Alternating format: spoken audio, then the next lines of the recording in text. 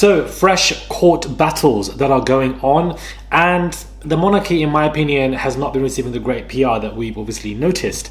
But there seems to be a tide that is turning, a kettle that is brewing, and I'm just intrigued by this. Hey guys, it's Monarchy. Hopefully you guys are all doing well today. Back again with another video. If you have not subscribed, what are you doing, guys? Click that button. It is daily and consistent content. Comment down below and give this video a thumbs up. I would appreciate it.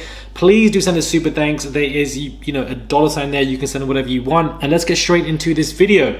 So, again, the lighting is not on right now when it comes to this. My lighting is not functioning today, so apologies for all of that, guys.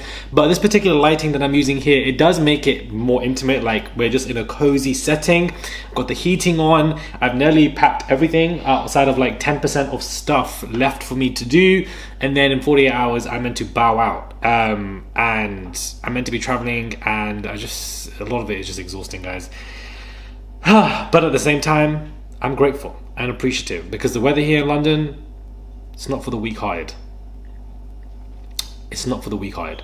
Now let's get into this, where Prince Harry is pressing on, the Daily Mail is reporting, when it comes to legal battles. Exclusively, they're reporting that Prince Harry is pressing ahead with his legal battle against the Home Office over his taxpayer-funded security. The Mail on Sunday can now learn and reveal. The newspaper has learned that a 2-day hearing will be held at the Court of Appeal in April in the latest dramatic twist to Harry's 3-year legal fight with the government.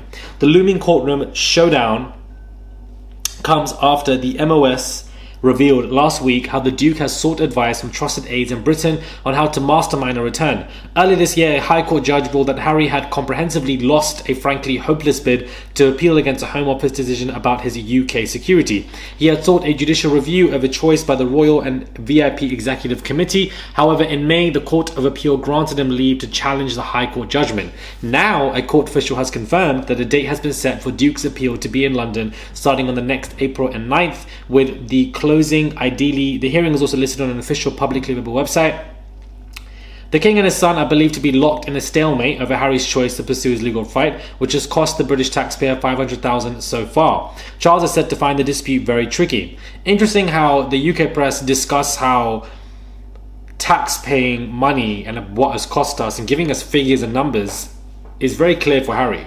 But when it comes to William and, you know, Charles's pay rise and what they use the money for, they're very silent on that. Watch the wording of these articles and how they go against the people they don't like and that they are narratives. I'm glad that Harry is pressing on. This means that next year, early 2025, we have court dates with the Sun, which is going to be covered. And then, of course, we've got the appeal dates that have finally been revealed and also showing that he is pressing on. So with all these patronages, all these trips, Nigeria, Colombia, America, with Meghan Markle, they are still pressing on with multiple court battles. I'm so glad that they are not giving in. I'm so glad that they're not giving in to any settlements and they want to drag this to court, and hopefully he wins his appeal. Insanity that the Prince of the UK is fighting an appeal for basic line security, but yet King Charles can be giving a £45 million pay rise.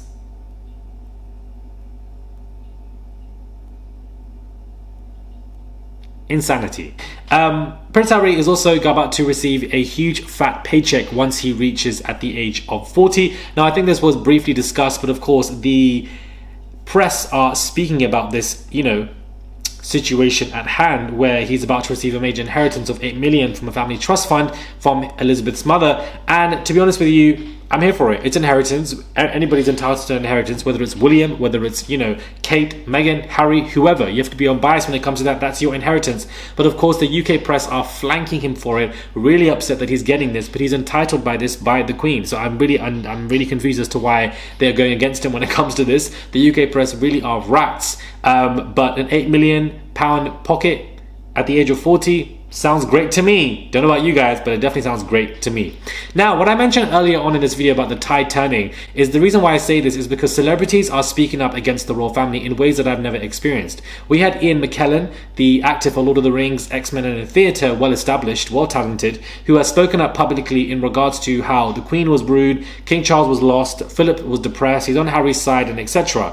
Now, another prolific A-list celebrity has come out, and his name is Jude Law, and he suggests that... That is my burger. Damn, that burger came quick. Sorry about that, guys. But now Jude Law has come out, and the actor who plays Henry VIII in his new film says he does not believe in treating people born under a title any differently when he was asked whether he considered himself to be a royalist, suggesting that he wouldn't bow down to members of the royal family. So these narratives that are coming out from prolific celebrities that we're seeing in the media, maybe I'm just more aware of because we have more access to media, and maybe there have been multiple celebrities and, A-list people in the UK saying XYZ before.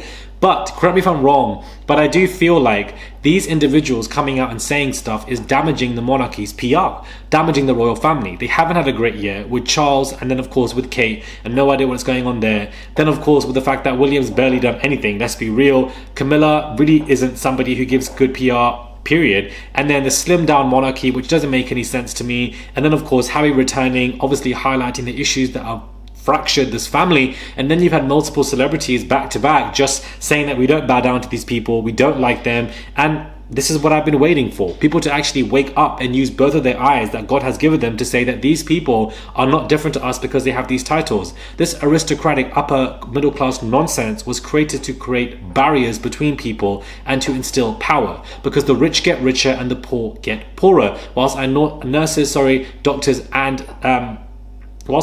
doctors and teachers don't get paid anything, next to nothing. The wages are pathetic in this country, and the cost of living crisis is insane. So I'm glad to see this. I'm glad that he's come out, and hopefully more people will come out and say stuff here and there. And I know that some, rappers have said that, they don't care about certain politicians and etc. And delete.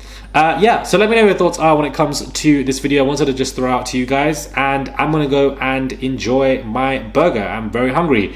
Packing is tiring, and I know that I've been talking about it and complaining, but yeah, it's just tiring, guys. Subscribe, comment down below, give this video a thumbs up, send a super thanks if you guys wish to, guys, and click that button and subscribe. Let's get to 350,000 subscribers. 350 is a big mark for me. I would love to reach that this year, to reach 300k this year, and then to also reach 350k this year. For us to reach that as Murad Nation is everything. Subscribe, and I'll catch you guys soon.